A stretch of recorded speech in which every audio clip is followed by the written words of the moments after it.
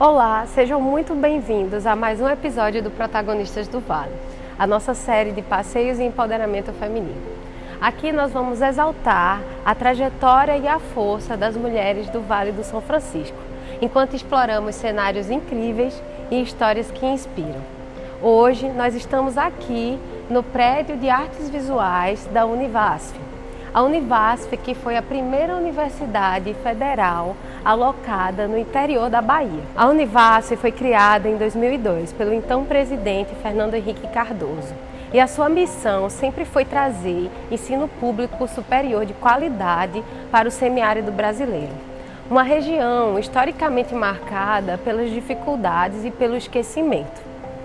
Hoje esse sonho se tornou realidade e a Univasf junta a arte, cultura e ciência, inspirando grandes profissionais e grandes trajetórias artísticas. Hoje nós vamos explorar uma dessas trajetórias. Vem com a gente que esse papo está maravilhoso.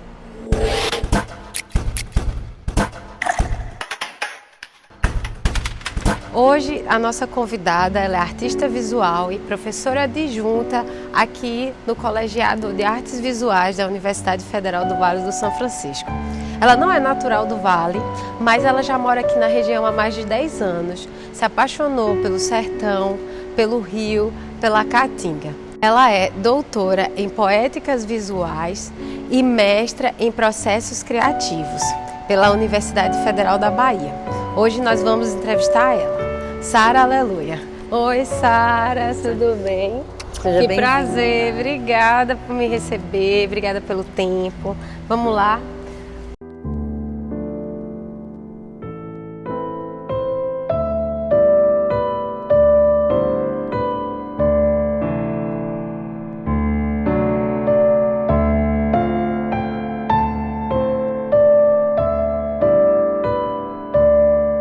Então, Sara, para a gente começar a nossa conversa, eu queria que você falasse para a gente mais assim sobre o lugar onde você veio, de onde você nasceu, quais foram teus primeiros contatos com a arte, sabe? A gente teve um contato prévio e eu soube que seu pai foi um grande influenciador desse seu lado artístico, né, durante a tua infância. E aí eu queria que você falasse um pouco mais sobre isso, sabe? Sobre esse período da sua vida, como foi esse momento? Então, eu sou de São Paulo, né? Sou paulista, nasci em São Paulo. Minha família é do interior de São Paulo. Minha família é paterna e materna. Eles foram para a Bahia na década de 70. Meu pai é fotógrafo e trabalhar numa agência do governo que é a Bahia Tucson.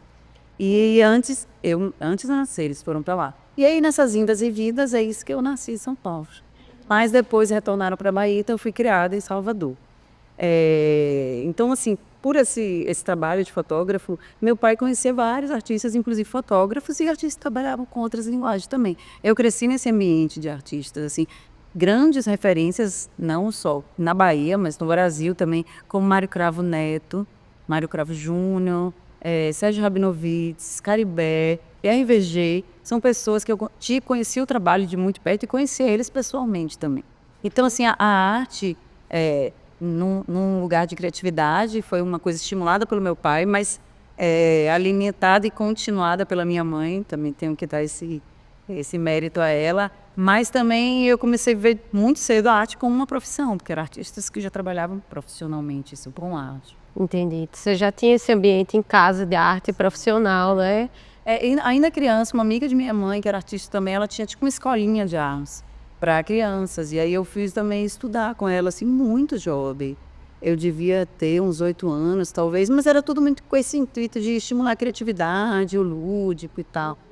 Mas meu pai, por ser fotógrafo, ele tinha... ele me deu uma câmera fotográfica, assim, a Sai Pentax, uma câmera analógica, muito cedo, assim, eu devia ter 15 anos, uma câmera usada. Eles tinham um laboratório de revelação em casa, então eu tive esse contato com a arte da fotografia principalmente, mas com várias outras linguagens também. Uhum. Então, eu queria que você compartilhasse um pouco mais sobre a relação na infância com a arte, enquanto uma forma, um meio de expressar seus sentimentos, né? Porque, às vezes, quando a gente é jovem, a gente está ali vivendo um mutirão de emoções, um monte de coisas que a gente não compreende, e você tinha na arte essa válvula de escape. Fala um pouco mais sobre isso pra gente. Sim, isso foi uma coisa bem contundente, assim, acho que além um caminho artístico profissional que eu segui, eu acho que um caminho pessoal mesmo, porque eu era uma criança muito sensível. Eu acho que o fato dessa mudança para a Bahia, isso afetou, assim, acho que a minha, os meus irmãos, porque meus pais se separaram e a gente viveu em um lugar que minha mãe amava, que era Salvador, mas a gente não tinha zero rede de apoio. Então não tinha um primo, uma tia, e eu acho que isso afetou a família de uma maneira geral.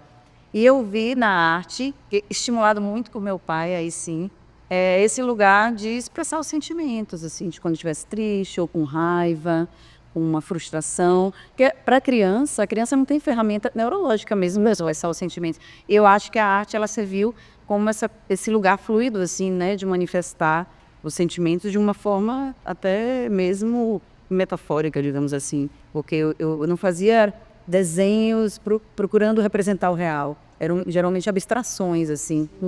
Então, às vezes tinha raiva na tinta, às vezes tinha delicadeza, às vezes tinha uma certa minuciosidade, assim, sabe?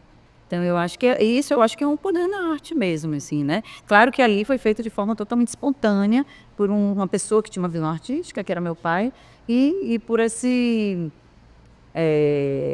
espaço aberto, assim, eu acho, propício para desenvolver esse tipo de sentimento em relação à arte. Eu vejo assim como uma materialização, né? E aí, a partir do momento que você materializa os sentimentos, eles se tornam mais fáceis de lidar e de compreender.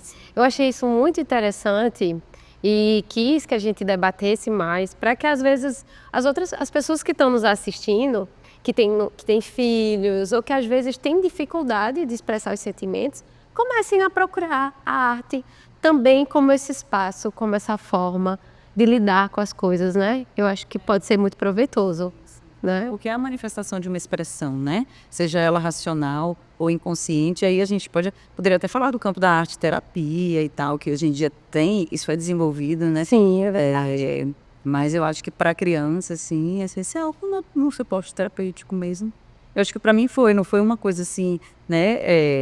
Feita de forma profissional e organizada, foi uma coisa espontânea, mas eu vejo como um privilégio. Um privilégio que eu acho que nem todo mundo tem. Eu acho que muito por esse olhar sensível, artístico do meu pai, mas também da minha mãe, né? Então, acho que de ambos. Sim, sim, é muito legal. E aí é isso, Sara, eu queria falar com você agora sobre a tua vinda para cá, para Juazeiro. Você nasceu em São Paulo, foi criada em Salvador, né? E em 2013 você passou no concurso e veio aqui. Você não tinha contato com o sertão antes? Antes de falar da minha vinda para cá, eu acho que eu vou voltar um pouquinho, porque tem muito a ver com isso, assim. Eu entrei na graduação em Artes Visuais pela Belas Artes da UFBA em 99.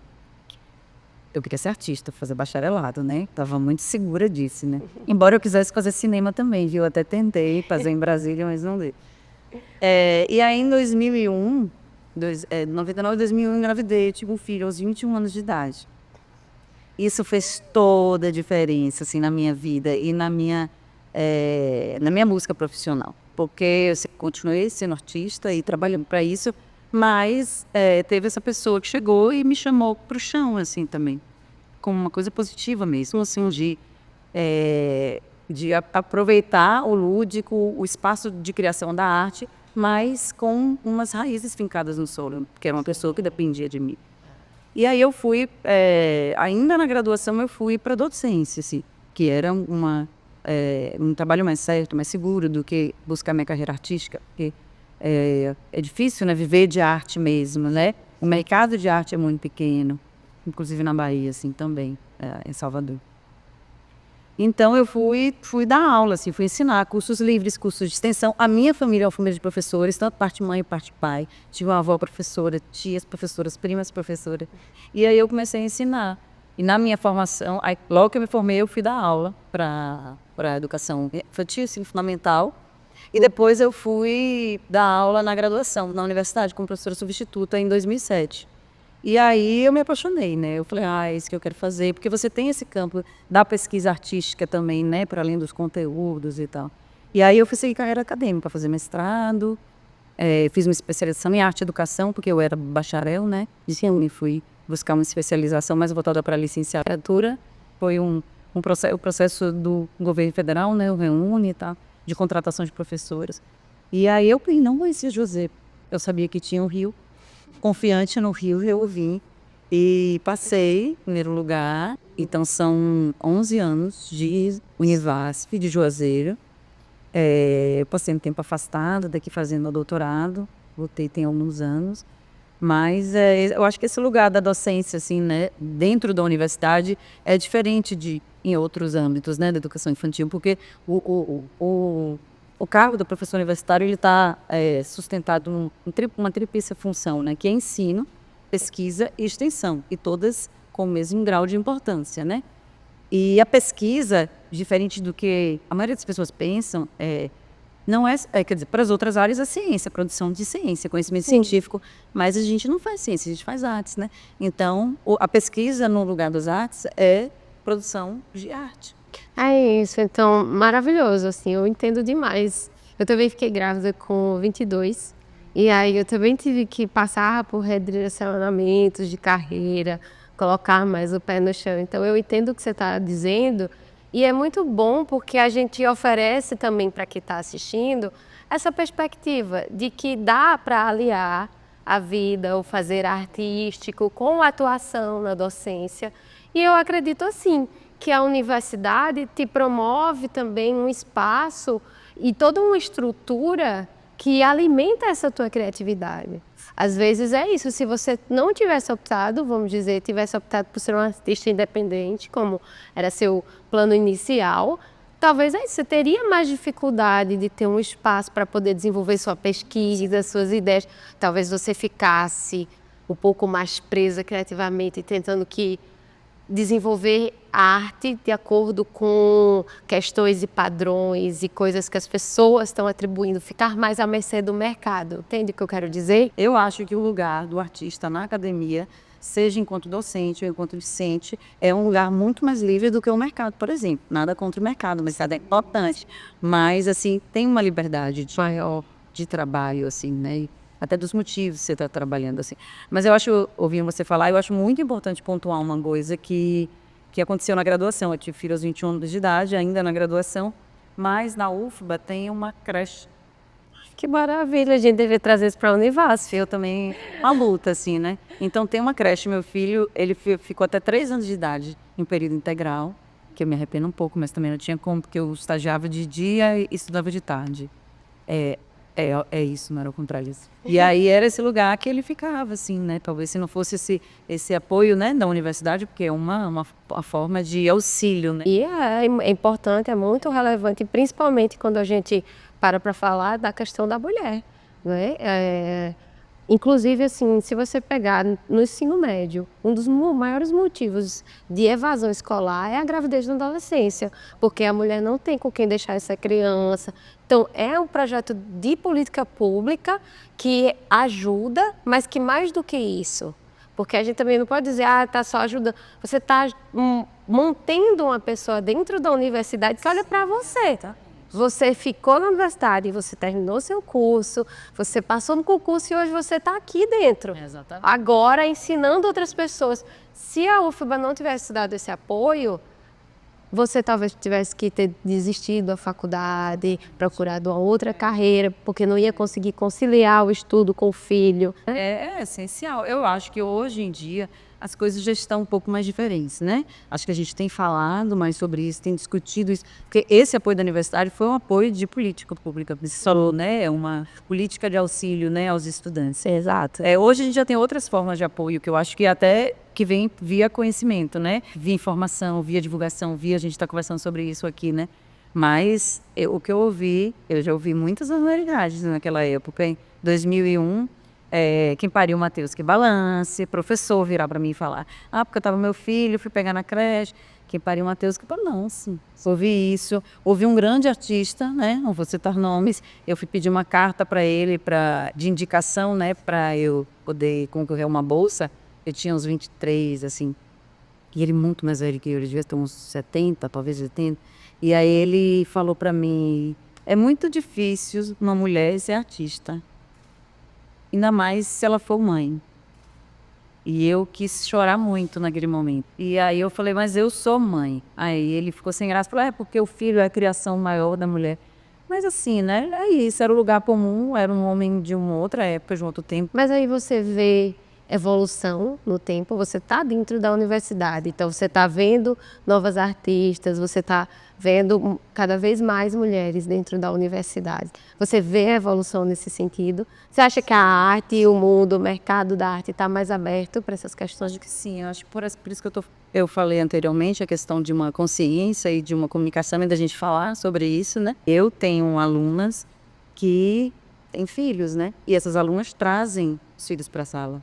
E em outra situação, talvez em um outro curso, em um outro contexto de aula, essa aluna sofresse por isso, talvez o professor pedisse para ela se retirar. Tem até um desenho, depois se vocês quiserem informar do filho dela ali. Ele tá, eu estou dando uma aula e essa criança, quando ele vem aqui, ele não atrapalha, mas ele solicita. Sim. Eu lido com ele, eu falo, agora eu não posso, eu estou dando atenção para os alunos, tá? Vai brincar disso. Então, eu também sei lidar com isso. E a mãe fala com ele, acolher isso enquanto sociedade, assim, né? Não é problema meu, não é problema dos colegas, é problema dela, não. Não é nenhum problema, mas é uma responsabilidade de todos nós, né? Isso é muito legal, isso é muito importante. Eu tive esse apoio também, quando meu filho nasceu, eu também estava no final da graduação, então eu trouxe ele também. Eu fui acolhida pelos professores e senti também assim esse espaço livre de que a gente tem que entender que é uma criança e vai ter necessidades e que a gente tem que lidar. Porque se fosse um mundo masculino, onde os filhos fossem responsabilidade dos homens, tenha certeza que toda a universidade teria uma creche. Então, Sara, a tua trajetória ela é marcada por um diálogo muito rico entre a arte e o território. Inclusive, a gente vê no teu trabalho muito forte a questão do território do Sertão de São Francisco. E aí eu queria que você falasse mais sobre esse teu trabalho mais recente, né, que está exposto lá no João Gilberto agora, nas salas, o arquivo de Bendegó, a Pedra de Cuitá, e como é que surgiu a ideia desse projeto, e como é que Juazeiro e o Sertão e o Vale te inspiram nesse sentido, sabe? Onde é que eles entram na tua arte? Quando eu comecei a pensar na possibilidade de fazer um doutorado, eu falei, uma coisa era certa, assim, ainda não sabia exatamente o que, mas eu falei, uma coisa é certa, eu quero pesquisar o sertão semiárido. Eu vou pesquisar e eu tenho a obrigação de pesquisar. Eu vi isso como um compromisso. E, coincidentemente ou não, acho que não é, acho que a gente vai buscando as coisas que a gente quer, né?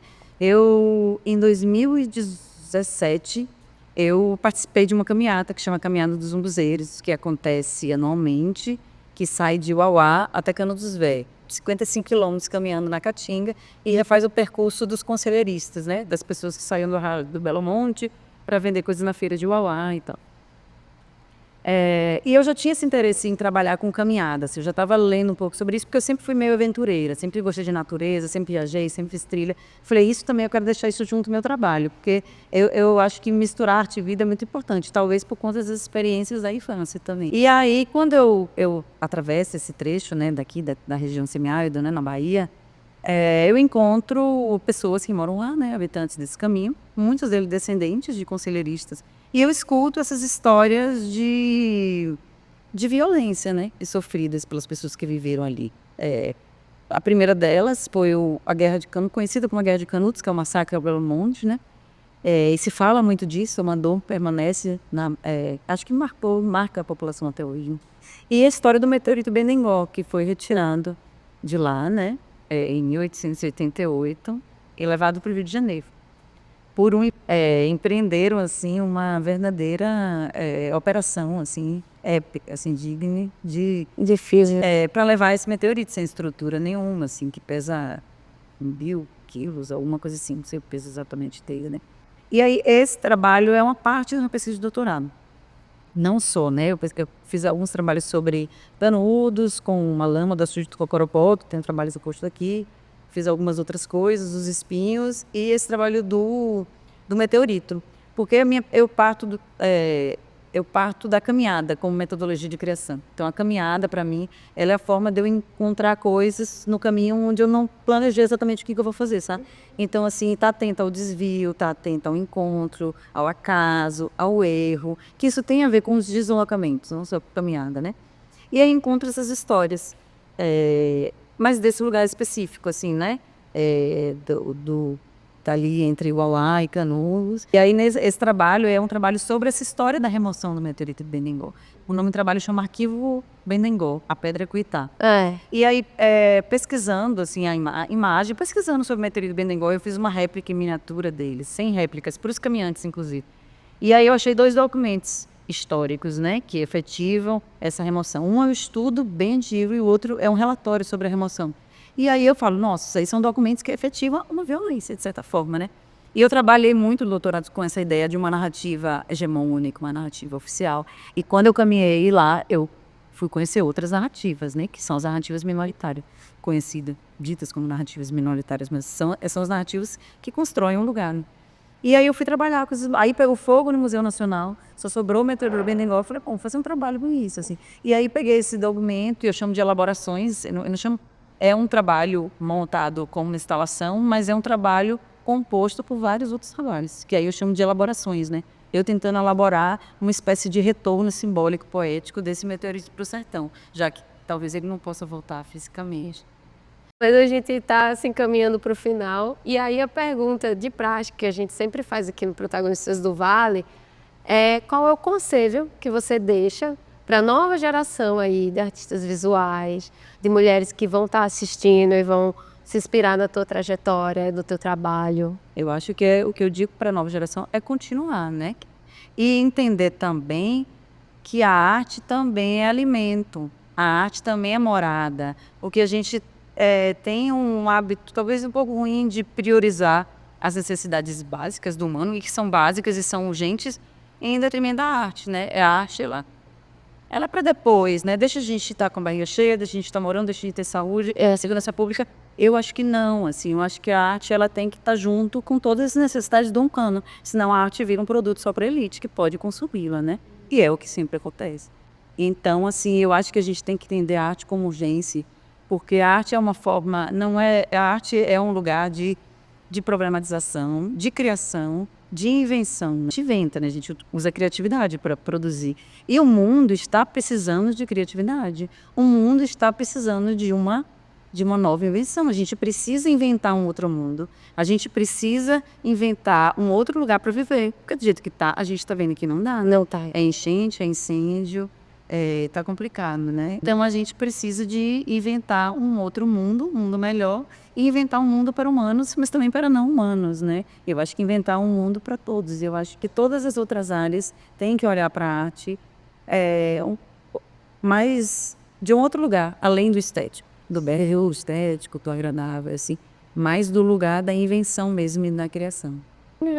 Ótimo. É isso mesmo. Maravilhosa. Muito obrigada, Sara, o tempo, a entrevista, ter compartilhado a sua trajetória com a gente, sabe? Eu nem sei te dizer o quanto significa. Eu espero que, para as pessoas que estão nos assistindo, que o seu conselho seja levado em conta mesmo, porque exatamente a arte é alimento, a arte é a vida, ela tem que sair desse local só da admiração, do entretenimento e partir para esse local da invenção, da criação desse novo mundo, né? Só na arte a gente vai criar esse novo mundo que talvez seja melhor para todos nós. A arte está aí à nossa disposição, né? Vamos lá. É isso. Muito obrigada por participar de Protagonistas, tá bom? Eu que agradeço. Obrigada.